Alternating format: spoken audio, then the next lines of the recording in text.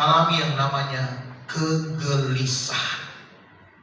3 hal ini bukan hanya ada di dalam diri jemaat, tapi ada dalam diri hamba-hamba Tuhan.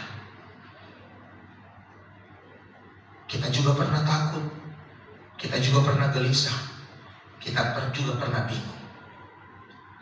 Tapi dalam fase tersulit dalam kehidupan kita, apa yang harus kita ambil?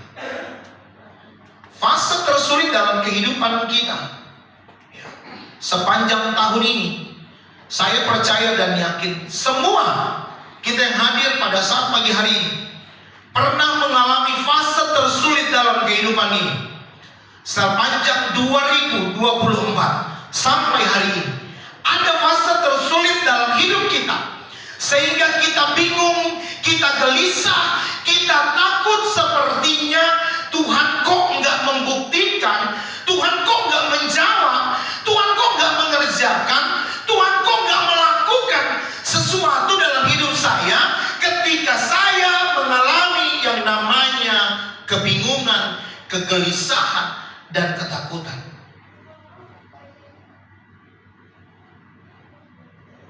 Kita pernah ada di fase itu. Kita pernah berada di titik itu. Tapi sadar atau tidak sadar, Tuhan itu sementara memperhatikan kita. Kita maunya berjalan 100 kilo, tapi Tuhan punya cara. Dia sudah mengerjakan di depan untuk kita itu 1000 kilo untuk kita capai. Cuman karena kita tertahan dengan satu situasi yang berat itu dalam hidup kita, sehingga kita sulit untuk bergerak, sehingga kita sulit untuk melakukan sesuatu karena dalam kondisi yang terjepit.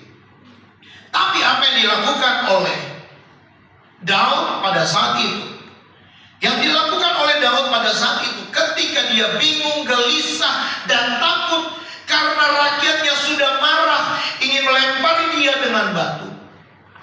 Ini yang harus ada dalam kehidupan orang percaya.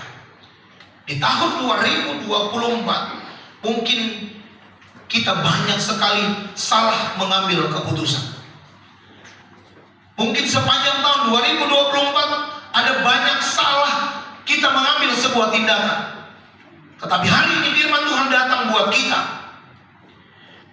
Apa yang dikatakan firman Allah di ayat yang selanjutnya, di ayat yang ke-6 bagian terakhir. Dan tetapi Daud menguatkan kepercayaannya kepada Tuhan Allahnya. Keputusan yang tepat akan menghasilkan hasil yang tepat. Keputusan yang tepat akan menghasilkan sebuah kemenangan. Keputusan yang tepat akan menghasilkan langkah yang luar biasa. Tapi kalau keputusan kita salah, tindakan kita salah, jangankan kemenangan, kita akan menjadi orang yang cepat putus asa. Daud, dia mengambil keputusan yang tepat. Dia berkata, Daud menguatkan kepercayaannya kepada Tuhan. Dalam terjemahan Alkitab yang baru, di jilid yang baru, di jilid kedua, Alkitab mencatat Daud menguatkan hatinya. Dalam terjemahan bahasa Inggris agak sedikit keren lah ya. Saya sedikit menelaah banyak ini, karena kita harus lihat dari berbagai macam sisi. Karena ada berbagai macam hal yang luar biasa di dalam sebuah kata demi kata dalam firman Allah.